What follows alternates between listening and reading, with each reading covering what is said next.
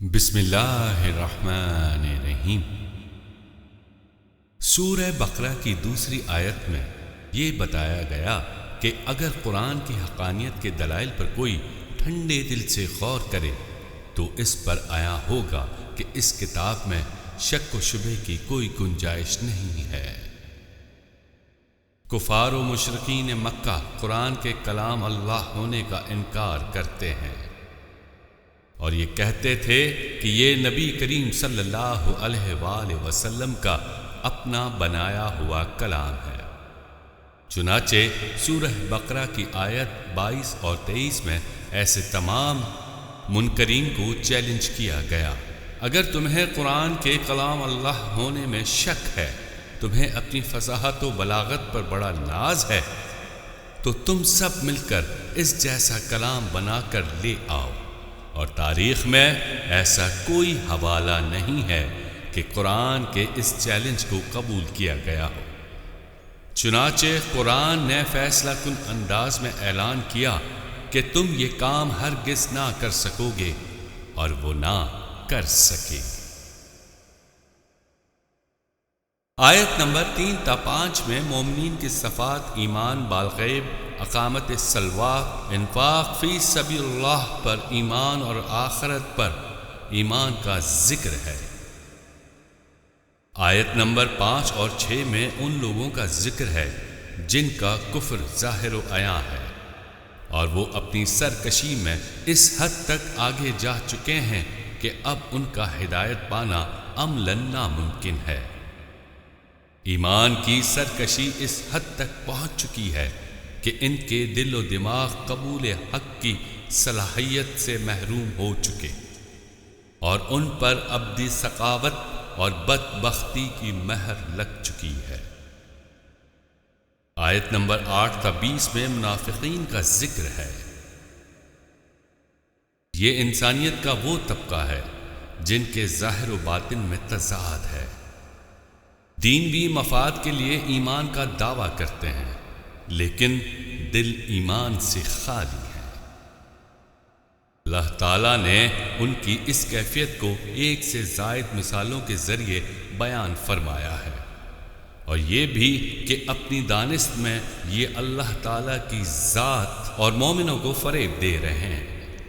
لیکن دراصل یہ ان کی خود فریبی ہے اور اس کا وبال انہی پر آئے گا۔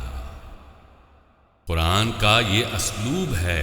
کہ بعض امور کو مثالوں کے ذریعے اپنے مخاطبین کو ذہن نشین کرانا چاہتا ہے۔ اس لیے آیت نمبر 26 میں بتایا گیا جس چیز کا چھوٹا یا بڑا ہونا اصل نہیں ہے بلکہ اصل وجہ مشابہت ہے۔ آیت نمبر 21 اور 22 میں توحید کی دعوت اور شرک سے باز رہنے کا حکم دیا گیا ہے۔ اللہ تعالیٰ کی مختلف نعمتوں کا ذکر کر کے بتایا گیا ہے کہ نعمتیں عطا کرنے والی ذات اللہ تعالیٰ کی ہے، وہی حیات دینے والا ہے اور وہی موت دینے والا ہے، اور آخرکار سب کو اسی کی عدالت میں جانا ہے۔ آیت نمبر 30 تا 39 میں ہے کہ فرشتوں کے سامنے اللہ تعالیٰ نے اعلان فرمایا کہ میں آدم کو زمین میں اپنا خلیفہ بنا رہا ہوں۔ فرشتوں نے اپنی فہم کے مطابق اللہ تعالیٰ کی بارگاہ میں یہ عرض کیا کہ بنی آدم زمین میں فساد کریں گے، خون ریزی کریں گے، اے اللہ ہم وقت تیری تسبیح میں مشغول رہتے ہیں۔ اللہ تعالیٰ نے فرمایا میں جن اسرار اور حکومتوں کو جانتا ہوں تم نہیں جانتے۔ پھر نعمت علم کے ذریعے آدم علیہ السلام کی فضیلت اور برتری کو فرشتوں پر ثابت کیا۔ فرشتوں کو حکم ہوا کہ آدم کو سجدہ کرو، اور ابلیس کے سوا تمام ملائک نے حکم ربانی کی بلا چوں چرا تعمیل کی۔ یہ سجدہ عبادت کا نہیں تھا بلکہ سجدہ تعظیمی تھا، جیسا کہ یوسف علیہ السلام کے واقعے میں بھی ذکر ہے،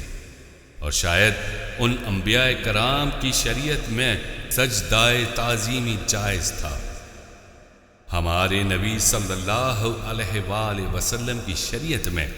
جائز نہیں ہے بلکہ حرام ہے۔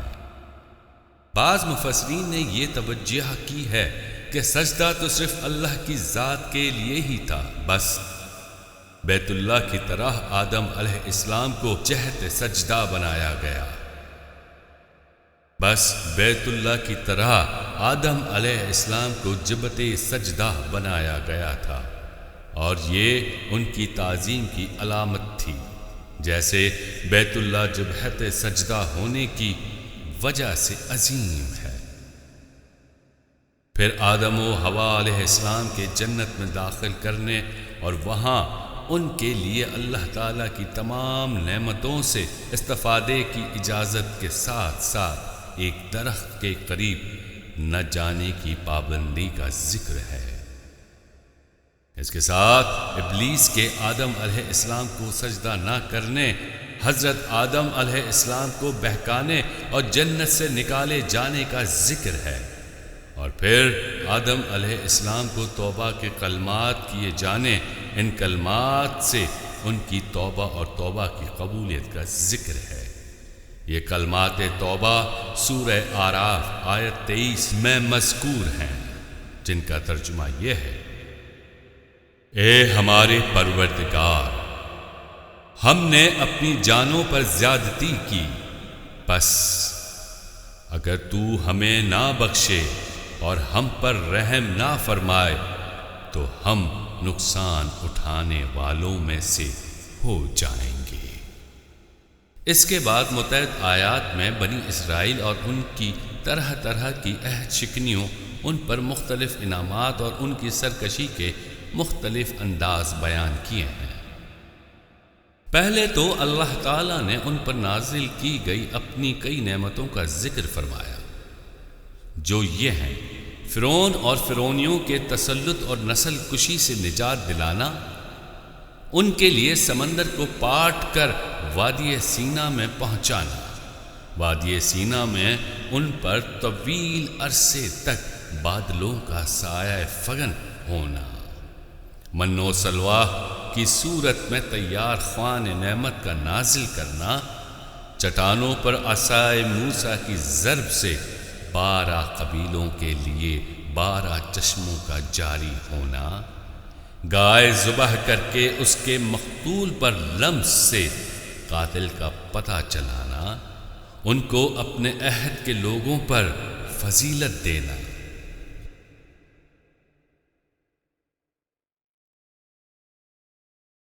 پھر اس کے بعد ان کی سرکشی کا تفصیلی بیان ہوا، جن کی تفصیل یہ ہے: اللہ تعالیٰ سے کیے ہوئے عہد و پیمان کو توڑنا، ان کے علماء کے قول و فعل کا تضاد دنیاوی مال کی لالچ میں با اثر لوگوں کے لیے احکام الہی میں رد و بدل کرنا،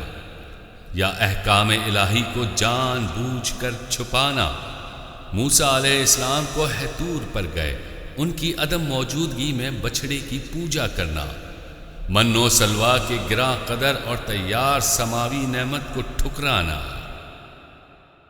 اور تیار سماوی نعمت کو ٹھکرا کر گندم، سبزی، ککڑی، مسور کی دال اور پیاز کی فرمائش کرنا، گویا اعلیٰ کو رد کر کے ادنا کو طلب کرنا، انبیاء کو ناحق قتل کرنا، ہفتے کے دن کی حرمت کو پامال کرنا، گائے ذبح کرنے کے سیدھے سادے حکم کو ماننے کے بجائے اس کے بارے میں کئی سوالات اٹھانا، کلام الہی میں رد و بدل کرنا، تورات و انجیل میں سیدنا محمد رسول اللہ صلی اللہ علیہ وآلہ وسلم کے بارے میں کئی سوالات اٹھانا، سیدنا محمد رسول صلی اللہ علیہ وآلہ وسلم کے بارے میں بیان کی گئی بشارتوں کو چھپانا، شوہر اور بیوی میں تفریق کے لیے جادو سیکھنا، اور اس کا استعمال اشارات و کنایات اور لفظی رد و بدل کے ذریعے رسول اللہ صلی اللہ علیہ وآلہ وسلم کی شان میں اہانت کرنا، چنانچہ آیت نمبر 104 میں واضح ارشاد ہوا کہ جب تمہیں نبی کی کوئی بات سمجھ میں نہ آئے تو دوبارہ بیان کے لیے رائنا یعنی ہماری رعایت نہ کہو، کیونکہ اس سے یہودی اور منافقین اہانت کے معنی میں بھی استعمال کرتے ہیں، لہذا یوں کہو کہ یا رسول اللہ ہم پر توجہ فرمائیے، اور اس سے بھی زیادہ ادب کا تقاضا یہ ہے کہ پہلے ہی نبی کی بات کو خوب توجہ سے سنو، یعنی مومنوں کو رسول اللہ صلی اللہ علیہ وآلہ وسلم کی شان میں ایسا ذو معنی کلمات استعمال کرنے کی اجازت نہیں ہے جس کو کوئی بد فطرت شخص اپنی معنی میں استعمال کر سکتا ہو۔ پھر بتایا گیا کہ بچھڑے کی پرستش کے جرم کی توبہ اس طرح قبول ہوئی کہ ان پر اندھیرا مسلط کر دیا گیا، اور ہزاروں کی تعداد میں انہوں نے اپنے ہاتھوں سے ایک دوسرے کو قتل کیا۔ ان کی صورتوں کو مسخ کر کے انہیں ذلیل و حقیر بندر کی شکل دے دی گئی، اور پھر وہ موت سے ہمکنار ہوئے۔ بنی اسرائیل جبرائیل امین سے اس لیے عداوت رکھتے تھے کہ ان کے ذریعے بنی اسرائیل پر اللہ کا عذاب نازل ہو، تو اللہ نے فرمایا کہ جب جبرائیل و میکائیل اللہ تعالی ہی کے احکام کو نازل کرتے ہیں، بس جو ان کا دشمن ہے وہ اللہ کا دشمن ہے۔ آخرت و جنت پر یہود و نصارہ کا اجارہ ہے۔ اہل ایمان کو یہ بتایا گیا کہ جب تک یہود و نصارہ کی خواہشات کی پیروی نہ کر لو وہ تم سے راضی نہیں ہو سکتے۔ سورہ بقرہ کی آیت نمبر 123 اور اس کے بعد کی آیت میں حضرت ابراہیم علیہ السلام کے منصب امامت پر فائز کیے جانے کا تذکرہ ہے۔ حضرت ابراہیم علیہ السلام کے بیت اللہ کو تعمیر کرنے کا ذکر ہے، اور اس امر کا بیان ہے کہ تعمیر بیت اللہ کے بعد انہوں نے اللہ تعالیٰ کی بارگاہ میں یہ دعا کی، اے ہمارے رب، اہل مکہ انہی میں ایک عظیم رسول کو مبعوث فرما جو ان لوگوں پر تیری آیات کی تلاوت کرے اور ان کو کتاب و حکمت کی تعلیم دے اور ان کے نفوس کی اصلاح کرے۔ اسی لیے رسول صلی اللہ علیہ وآلہ وسلم فرماتے تھے کہ میں حضرت عیسیٰ کی بشارت اور حضرت ابراہیم کی دعا کا ثمر ہوں۔ اس کے بعد اس صورت میں اولاد ابراہیم حضرت اسماعیل، حضرت اسحاق، حضرت یعقوب اور ان کی اولاد حضرت موسیٰ و عیسیٰ اور اجمالی طور پر دیگر انبیاء اکرام علیہ السلام کا ذکر ہے، اور یہ بھی کہ اہل ایمان سب انبیاء پر ایمان لاتے ہیں اور ایمان کے لانے میں رسولوں کے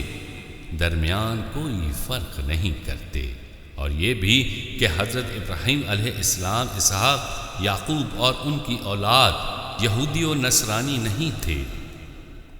بلکہ سب کے سب ایک ہی دین اسلام کے علم بردار اور داعی تھے۔ ان آیات میں یہ بھی بتایا گیا کہ مشرکین مکہ اور اہل کتاب رسول اللہ صلی اللہ علیہ وآلہ وسلم کی حقانیت کی روشن دلائل آنے کے باوجود اس لیے ان پر ایمان نہیں لاتے تھے کہ اللہ تعالیٰ نے رسالت کی نعمت عظمیٰ کے لیے ان کے بجائے سیدنا محمد رسول اللہ صلی اللہ علیہ وآلہ وسلم کو کیوں منتخب فرمایا ہے، یعنی ان کی طرف سے آپ صلی اللہ علیہ وآلہ وسلم کی رسالت کا انکار کسی مقبول عذر، لا علمی، مضبوط شبہ کی بنا پر نہیں تھا، بلکہ ضد، عناد اور ہٹ درمی کی بنا پر تھا، اور اس کا باطنی محرک ان کے دلوں میں حسد کا جذبہ تھا کہ اس نعمت کے لیے انہیں کیوں نہیں چنا گیا۔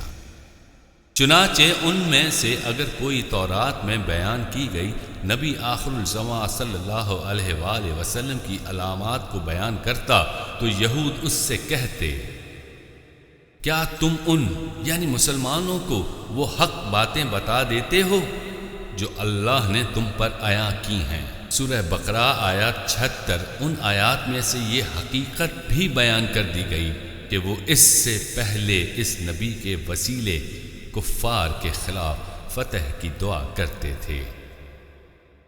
اور جب ان کے پاس وہ آ گئے جن کو وہ پہچان چکے تھے تو انہوں نے ان کے ساتھ کفر کیا۔ سورہ بقرہ میں آگے ارشاد ہے، اللہ تعالیٰ نے فرمایا، اللہ تعالیٰ جسے چاہے اپنی رحمت کے ساتھ خاص کر دیتا ہے۔ ان آیات میں مشرکین مکہ اور اہل کتاب کے بے مقصد مطالبات کا بھی ذکر ہے کہ اللہ تعالیٰ ہم سے کیوں نہیں کلام فرما لیتا، ہمارے لیے براہ راست کوئی نشانی کیوں نہیں آ جاتی، یا موسیٰ علیہ السلام سے بنی اسرائیل کا یہ مطالبہ کہ ہمیں کھلے عام اللہ کا دیدار ہو جائے۔ ایسی سب باتیں کٹ حجتی کے طور پر ہوتی ہیں، قبول حق کے لیے اتمام حجت کے طور پر نہیں ہوتی۔ الف لام میم محمد عین علی، الف لام میم محمد عین علی۔